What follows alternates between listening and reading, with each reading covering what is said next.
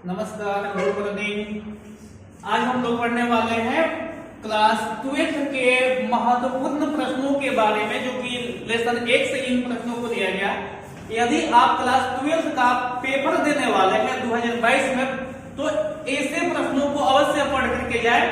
और मैं विश्वास के साथ कह सकता हूं कि इसमें से प्रश्न आएंगे, और आप यदि इस वीडियो को देखते हैं तो अच्छे से लिख करके आएंगे। तो जैसे कि प्रश्न यहाँ कहा गया है कि ठोस कठोर क्यों होते हैं। जैसे कि उदाहरण हम लें, जैसे मान लो कि यहाँ ईंट है, जल है और ऑक्सीजन हो गया या कोई भी गैस है। इस तीनों में से यदि बात की जाए कि कठोर कौन है, तो आप ईंट को ही बताओगे। कारण क्या है? क्योंकि गैस जो है, इनके जो सदस्य होते हैं उनके बीच अंतर आणविक जो बल होता है कमजोर होता है, लेकिन जो अंतर आणविक जो बल है गैस की अपेक्षा जल के सदस्यों के बीच अधिक होता है, लेकिन जल के सदस्य से भी अधिक ईंट के सदस्यों के बीच होता है। वही कारण है कि ईंट जो है कठोर होते हैं। जिससे कि गैस से यदि किसी व्यक्ति को पीटा जाए तो उसको कोई चोट नहीं लगेगा। यदि कोई कहता है कि हमको पीटिए लेकिन गैस से पीटिए, तो बताइए उसको चोट लगेगा? नहीं लगेगा। यदि जल से पीटना होगा तो कुछ हद तक उसको चोट लगेगा, लेकिन यदि ईंट से मार दिया जाए तब क्या होगा? अब इसी हिसाब से आप सोचिए कि ईंट जैसे कठोर होते हैं, तो ईंट उदाहरण किसका है? ठोस का। तो ठोस भी क्या होते हैं? कठोर होते हैं। तो इसको आपको लिखना कैसे है, इसके बारे में हम बात करेंगे। आप आसानी से सरलता भाषा में इसको लिख सकते हैं कि ठोस के सदस्य के बीच अंतर आणविक बल अत्यधिक होता है, जिनके कारण उनके सदस्य स्थिर रहते हैं। अतः ठोस जो होते हैं कठोर होते हैं। कोई दिक्कत? अब हम आगे पढ़ते हैं, प्रश्न नंबर 2 को देखेंगे। अक्रिस्टलीय ठोस को अतिशीतित द्रव कहा जाता है क्यों? यानी जो अक्रिस्टलीय ठोस है, आपको इसमें बता दें कि जिन ठोसों का ज्यामितीय पैटर्न निश्चित नहीं होता है उसको अक्रिस्टलीय ठोस कहते हैं। जितने अक्रिस्टलीय ठोस हैं उसको अतिशीतित द्रव भी कहा जाता है। तो इसमें जैसे अक्रिस्टलीय ठोस का जो संरचना है वह नियमित नहीं होता है, यानी इसकी संरचना जो है परिवर्तनशील होती है, और द्रव का भी जो संरचना है परिवर्तनशील होती है। यही कारण है कि अक्रिस्टलीय ठोस को अतिशीतित द्रव कहा जाता है। आप बिल्कुल अपने भाषा में इसको लिखिएगा, और आपको मैं विश्वास दिलाता हूं कि ऐसे प्रश्न यदि आते हैं तो आप आसानी से लिख करके लाएंगे, और आने के बाद हमको धन्यवाद बोलेंगे। तो पहले इस प्रश्न को फिर से एक बार रिपीट करते हैं कि आपको लिखना कैसे है। तो आप लिखिएगा कि अक्रिस्टलीय ठोस के जो ज्यामितीय पैटर्न है वह निश्चित नहीं होते हैं, द्रव का भी ज्यामितीय पैटर्न निश्चित नहीं होता है। यही कारण है कि अक्रिस्टलीय ठोस को अतिशीतित द्रव कहा जाता है। अब तीसरे नंबर प्रश्न को देखते हैं कि आयनिक ठोस जो है विद्युत का कुचालक होता है, जबकि इसको गलित अवस्था में देखेंगे तो पाएंगे कि यह सुचालक होता है। यानी प्रश्न होगा कि आयनिक ठोस विद्युत का कुचालक होता है, जबकि गलित अवस्था में सुचालक होता है क्यों? सबसे इंपोर्टेंट प्रश्न ये। तो आयनिक जो ठोस होते हैं वह धन आयन और ऋण आयन से मिलकर बना होता है। इसको ध्यान रखिएगा कि आयनिक जो ठोस है धन आयन और ऋण आयन से मिलकर बना होता है। धन आयन यानी धातु, ऋण आयन यानी अधातु। यानी धातु और अधातु से मिलकर जो क्रिस्टल बना होता है, जो सॉलिड बना होता है, उसको हम आयनिक ठोस कहते हैं। और आयनिक ठोस विद्युत का कुचालक होता है, यानी उसमें धारा का प्रवाह नहीं होगा। जैसे ये देखिए, ये एक व्हाइट बोर्ड है और ये जो है विद्युत का कुचालक है।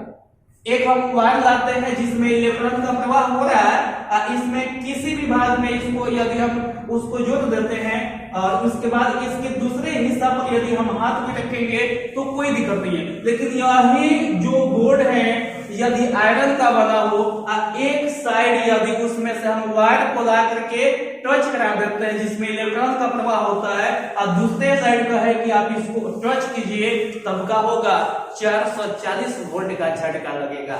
यानी इसमें क्या होगा कि धारा का प्रवाह होता है किसमें, तो जो पदार्थ में इलेक्ट्रॉनों की गतिशीलता होती है यानी जिसमें मुक्त इलेक्ट्रॉन पाए जाते हैं। तो आयनिक ठोस जो है इसमें मुक्त इलेक्ट्रॉन नहीं पाए जाते हैं। इनके जो सदस्य हैं स्थिर विद्युतीय बल के द्वारा एक दूसरे से जुड़े होते हैं, सब पकड़े हुए हैं, उसमें से इलेक्ट्रॉन निकलेगा नहीं, मुक्त अवस्था में होगा नहीं। तो यही कारण है कि आयनिक ठोस विद्युत का कुचालक होता है। लेकिन जबकि आपको आगे कहा गया है कि जबकि गलित अवस्था में, लेकिन जब उसको गलित अवस्था में देखा जाता है तो उसके जो इलेक्ट्रॉन है मुक्त हो जाते हैं और वह विद्युत का सुचालक हो जाता है। जिसे आप देखें NaCl, Na सोडियम धातु है, Cl अधातु है, यह क्रिस्टल हो गया आयनिक। सॉलिड स्टेट में विद्युत का सुचालक नहीं होगा, यह कुचालक होगा।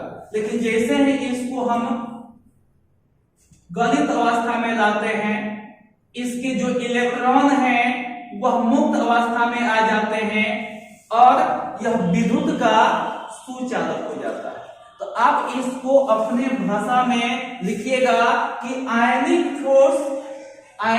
ठोस के जो सदस्य होते हैं यानी जो इसके अवयवी कण हैं वह स्थिर विद्युतीय बल के द्वारा जुड़े होते हैं जिसके कारण इसमें मुक्त इलेक्ट्रॉन नहीं पाया जाता है। लेकिन जब गलित अवस्था में होते हैं तो इलेक्ट्रॉन मुक्त अवस्था में पाया जाता है और आयनिक ठोस विद्युत का कुचालक होता है जबकि गलित अवस्था में सुचालक होता है। अब इसके बाद जो प्रश्न है इसको आप अवश्य देखें, हो सकता है कि यही इसी प्रश्न को आप तब आप क्या कीजिएगा यहां से पढ़ के जाइएगा तबे न लिखिएगा और तबे न पास कीजिएगा, तबे न पिताजी को कहिएगा कि हमको और पढ़ाइए, हम आईएएस का तैयारी करेंगे, आईपीएस का तैयारी करेंगे या जो भी तैयारी करना हो, चाहे हनुमाने फैक्ट्री में खोलना होगा, लेकिन पेपर देना है तो इसको देख के तो जाइए। ये देखिए प्रश्न कह रहा है कि क्वार्टर्स तथा कांच में क्या अंतर है, किस स्थिति में क्वार्टर्स कांच में परिवर्तित हो जाता है। आपसे प्रश्न किया गया क्वार्टर्स तथा कांच में क्या अंतर है, दोनों के बीच में कौन ऐसा लक्षण है जो कि अलग अलग है। तो आप इसको लिखिएगा कि क्वार्टर्स क्रिस्टलीय ठोस है लेकिन कांच अक्रिस्टलीय ठोस है, ये डिफरेंट हो गया। लिखिएगा कि क्वार्टर्स क्रिस्टलीय ठोस है जबकि कांच अक्रिस्टलीय ठोस है। आगे कहा जाता है कि किस स्थिति में क्वार्टर्स कांच में परिवर्तित हो जाता है। तो आप लिख सकते हैं कि क्वार्टर्स को जब गर्म किया जाता है, इसको जब हीट किया जाता है तो यह गलित अवस्था में आ जाता है यानी पिघल जाता है, और जब इसको ठंडा कर दिया जाता है तो कांच में बदल जाता है। बात समझ में आया? कहे थे कि क्वार्टर्स क्रिस्टलीय है, कांच अक्रिस्टलीय है। जब क्वार्टर्स को हीट किया जाता है तो यह पिघल जाता है और जब ठंडा कर दिया जाता है तो कांच में बदल जाता है। तो इसको आप लिख सकते हैं। इसके नीचे वाले प्रश्न को देखते हैं। ये देखिए, ये प्रश्न है कि आयनिक क्रिस्टल रंगहीन होता है लेकिन गर्म करने पर रंगीन हो जाता है, क्यों? क्या प्रश्न है? आयनिक क्रिस्टल, अभी हम आपको बताए थे कि यह आयनिक क्रिस्टल का मतलब है कि धन आयन और ऋण आयन से मिलकर बना क्रिस्टल। तो धन आयन यानी धातु और ऋण आयन यानी अधातु। अब देखिए इसमें ध्यान दीजिएगा, यहाँ एक उदाहरण भी लिए थे NaCl, अनेकों इसके उदाहरण हो सकते हैं, ZnO भी। यहाँ देखिए Zn धातु है, O अधातु है, यह कौन सा क्रिस्टल होगा? आयनिक क्रिस्टल। जो क्रिस्टल धन आयन और ऋण आयन से मिलकर बना हो उस क्रिस्टल को हम कहते हैं आयनिक क्रिस्टल। ये रंगहीन होते हैं, रंगहीन सकते हैं आप इसको कि ये सफेद होते हैं, यह ठोस अवस्था में क्या होंगे, सफेद होंगे। लेकिन जैसे ही आप इसको हीट कीजिएगा रंगीन हो जाता है। NaCl को हीट कर दीजिएगा यह लाल हो जाएगा, बिल्कुल गुस्सा से लाल हो जाएगा एकदम। और जैसे यह इसको हीट कीजिएगा यह पीला हो जाएगा, यह एकदम पीला हो जाएगा। अब देखिए एगो लाल हो जाता है, एगो पीला हो जाता है, लेकिन उससे पहले यह किस अवस्था में है, सफेद में। यानी सफेद को ही रंगहीन बोलेंगे। तो आप इसको ध्यान रखिएगा कि NaCl को जब गर्म कीजिएगा तो एकदम गुस्सा हो जाएगा, और जब ZnO को जब आप हीट कीजिएगा तो यह पीला हो जाएगा। इस बातों पर ध्यान मत दीजिए, इस पर पढ़ाई कीजिए। प्रश्न पूछ देगा तो क्या लिखिएगा, बताइए क्या लिखिएगा। तो इस बात पर ध्यान दीजिए। यहाँ देखिए NaCl जो है इसमें ये Cl ZnO में O अधातु है और यह उड़नशील प्रकृति का होता है। यह किस प्रकृति का होता है, उड़नशील, यह उड़ जाएगा, है ना, यह उड़ जाएगा। और जब उड़ेगा तो यह आयन के रूप में हट जाता है और क्रिस्टल में इलेक्ट्रॉन को छोड़ देता है ताकि इसका बैलेंस बना रहे। यानी Zn से ऑक्साइड आयन जो है विलुप्त हो जाएगा, गायब हो जाएगा, लेकिन इलेक्ट्रॉन को छोड़ देगा। अब वैसे ही आप देखिए NaCl में Cl आयन गायब हो जाएगा लेकिन इलेक्ट्रॉन को छोड़ देगा। अब यह इलेक्ट्रॉन क्या करता है कि रंग को उत्सर्जित करेगा, रंग बरसाएगा, यह रंग उत्सर्जित करता है, जिसके कारण यह क्रिस्टल जो है रंगीन हो जाता है। प्रश्न आपसे किया गया है कि आयनिक क्रिस्टल रंगहीन होता है लेकिन गर्म करने पर रंगीन हो जाता है क्यों।